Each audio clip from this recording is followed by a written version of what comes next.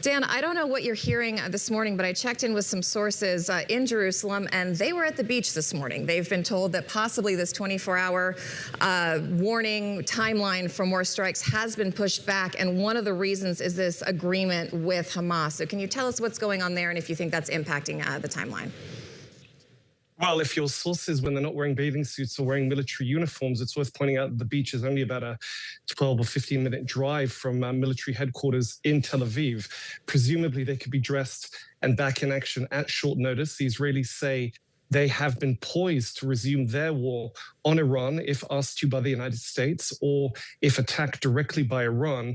So, beach or not, I think the Israelis, if indeed these leaked reports to American media are true, would be ready to pitch in very short order. And we shouldn't rule out a resumption of that war. Significantly, I think these reports have emerged just a couple days after the Israeli Prime Minister Netanyahu returned from a much-watched visit to Washington. There was some speculation at the outset that sparks would fly between him and the US President Trump, given their quite public divisions over the course of the war in recent weeks and months.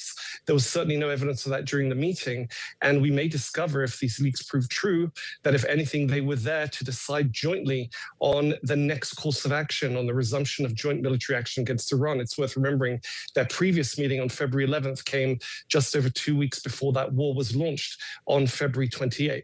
Anything can go, but as you noted, in parallel, there has been a development, declarative nonetheless, but still dramatic, in Gaza. Gaza is the ground zero of this multi-front regional war that Israel's been waging for 2.5 years. Arguably, the United States would not now be at war with Iran were it not for Hamas, that Iranian Palestinian ally attacking Israel on October 7, 2023, and unfurling that regional conflict. It now appears Hamas has declaratively, nominally agreed to disarm.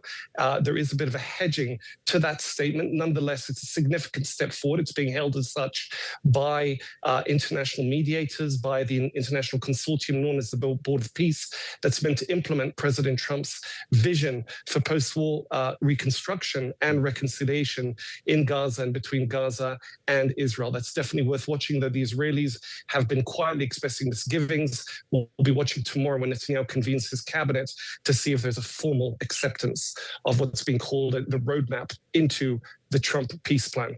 We'll get back to what the president is calling an historic agreement here in just a minute, Dan, but I want to stick with the visit that Prime Minister Netanyahu made to Washington. You were along on that trip as well, and I should say concision was the name of the game in terms of official readouts of that meeting in the White House. But Prime Minister Netanyahu did speak to ABC News afterward. Let's take a listen to what he had to say just about what he and the president discussed. He's got basically three options. One, to indeed succeed in making a deal. Two, to continue the blockade. Three, to take military action. Anything that will produce the end of Iran's nuclear program is what we want. That's our common goal. We actually analyzed all three possibilities, and I thought we did it in an open way between friends and allies, and it's his decision. Dan, we hear the Prime Minister there underscoring the friendship between him and the President of the United States, talking about the analysis that the both of them did during that meeting in the White House. How closely aligned are they? You mentioned that cabinet meeting taking place tomorrow. Your sense of sort of what's likely to come about it vis-a-vis this conflict? If you're referring to Gaza, Netanyahu's in a bind. He's up for re-election in some 3 months. This Gaza plan calls for an Israeli withdrawal as part of the decommissioning of Hamas arms. And the interim plan, the problem with the Gaza plan is published by Trump in October of last year, when the ceasefire in Gaza was achieved, was that the only real detail was over the return of hostages, the increase in humanitarian aid, and the cessation of major combat. Everything else was very much bare bones, broad brush, if you like. Now we're approaching the small print, and the small print is meant to bring together sides that really don't want to be brought together. That's especially true for Hamas. It's an existential situation for Hamas. It faces destruction one way or the other, and it's trying to salvage what it can. So it's saying it won't withdraw, or I should say, sorry, won't give up its weapons without an Israeli withdrawal, without an Israeli commitment to Palestinian statehood. All of that is in the Trump plan.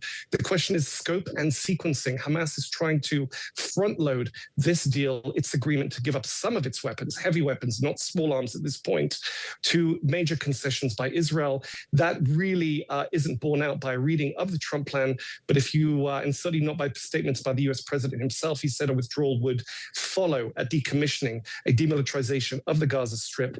Nonetheless, everyone involved here, I imagine even the Israelis, so Netanyahu may not want to say that publicly, don't want this effort to die. It is significant.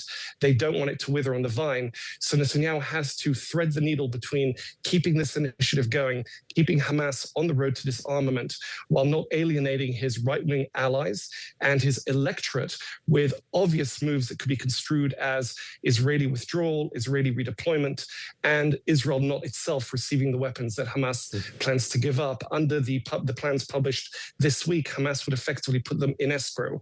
Decommissioning, meaning they put them in storage, out of reach officially, but under the control of a future recognized and verified and approved Palestinian administration. I think many Israelis had images of piles of rifles being picked up in the middle of the street, loaded onto the back of Israeli trucks. That's not going to happen. Dan, are you going to get your take on this? Because as you mentioned, Israel has not officially commented on this deal yet. The other thing that stands out to me is you mentioned sequencing. There is a bit of a sequencing here because you get this Gaza announcement after you had this Saudi nuclear agreement get agreed to, and then you had President Trump come out and say they can't have the nuclear deal until they normalize relationship with Gaza. The Saudi Crown Prince has said he can't do that until there's a deal for the Palestinians. Do we think this is all tied in, that all of a sudden we're getting a push on normalization here or a solution for the Gaza issue? It well could be. There are people in the US administration, there are people in the Israeli government who are thinking big picture. Again, I think the immediate need or the immediate desire of any of the people, the stakeholders, would be to achieve actual peace or an abating of these hostilities, but there would be a political payoff, an electoral payoff. As I said, Netanyahu's up for re-election. The US president is looking at midterms in November. If he could bring, a ceremony, a signing ceremony or a handshake ceremony on the White House lawns to those elections, it could help him, though invariably such elections come down to domestic policy.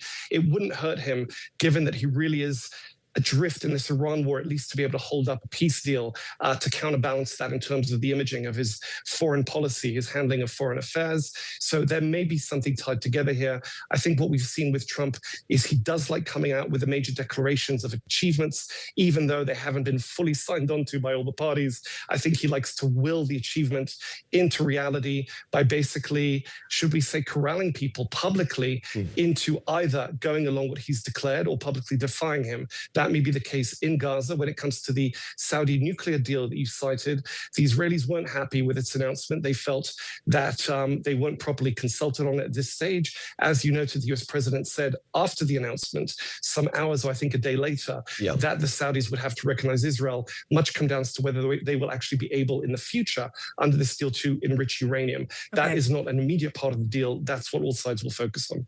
Dan